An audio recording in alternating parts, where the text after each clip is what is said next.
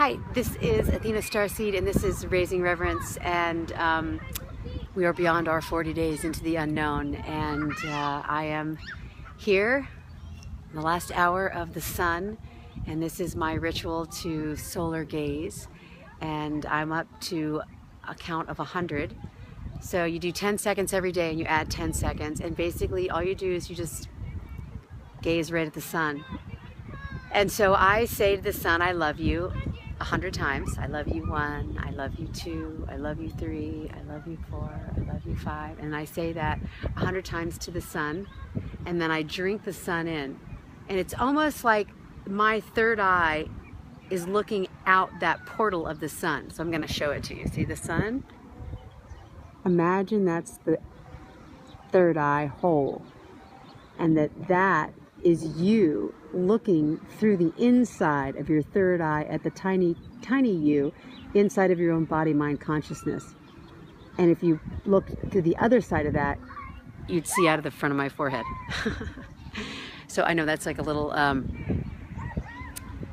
that's a little out there for most people, but what I want you to realize is that everything that's coming in to your eyes is light, and then the rods and the cones on the back of the eyes, and the brain interprets the signals and then creates the form and the structure that we see in front of us.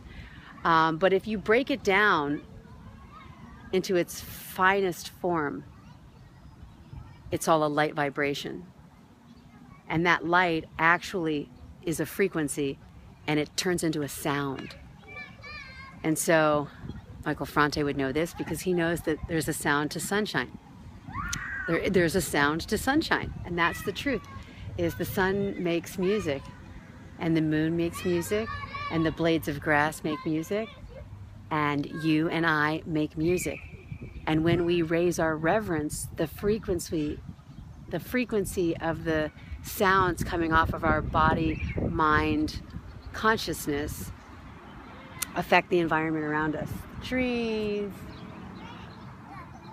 the sky, the birds, everything is affected by our body's song. And so this series is about what are the things that we can do to raise reverence. The reverence for the self, and the reverence for the selves, and the reverence for the cells in the body, and the reverence for light and being light. That's why it's light body fitness. You lighten up your body, you lighten up your emotions, you lighten up your mind, you lighten up your physical body temple. This is a temple. The body temple needs to be infused and imbued with light on a daily basis. And that's what this solar gazing is about. It's taking a moment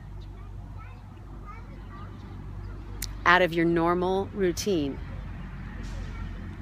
and focusing specifically on light. So that's what I'm going to do. I'm going to take a moment out of my day to specifically focus on light.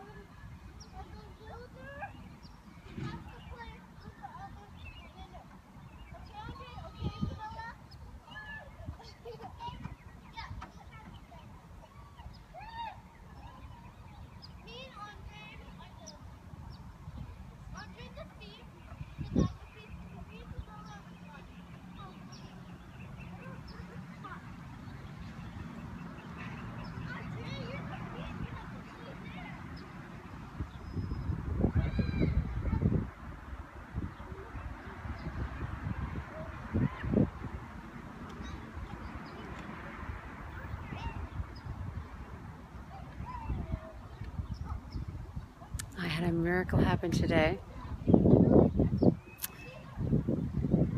I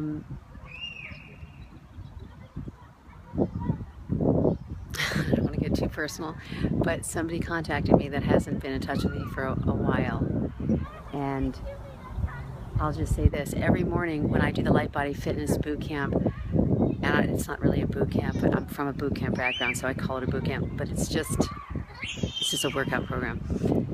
I do asanas every day, and I do an asana for my mother's lineage, clearing the mother all the way down, and then the history of the several generations back. And then I do an asana for the fathers, all the fathers from forward and back generations. And then I do an asana for the children and the stewards of the earth and the children's children, 7 generations forward.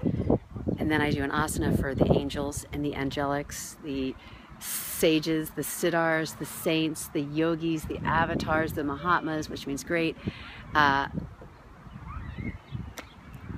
Anybody with a message from heaven, anybody with a high message that wants to share light with other people. So I pour light into my body, and then that light radiates off my body, and I have more than enough to share, more than enough light to flow into my friends and my family and strangers' dreams, hopes, wishes, desires. I easily, effortlessly, graciously, gratefully, galactically love sharing my gifts with the other beings. And each time I do that, I get flooded with even more light. Light goes out, light comes in, light goes out, light comes in, light goes out. And it's just like a flowing river of grace that you can't outgive God, ever. You can never outgive God. So anytime you think that you can't give anyway and watch what happens. It's just an exercise. When I feel poor, I give. That's the fastest way to replenish, is that you empty a bowl and then the bowl gets filled back up. Anybody experience that? Empty your bowl. Share your porridge, people.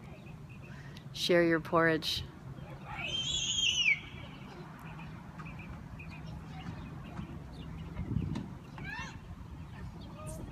Yep. For me, that's one of the highest things I do with reverence when I raise it, is I share my porridge. This is Athena StarSeed. This is Raising Reverence. Stay tuned.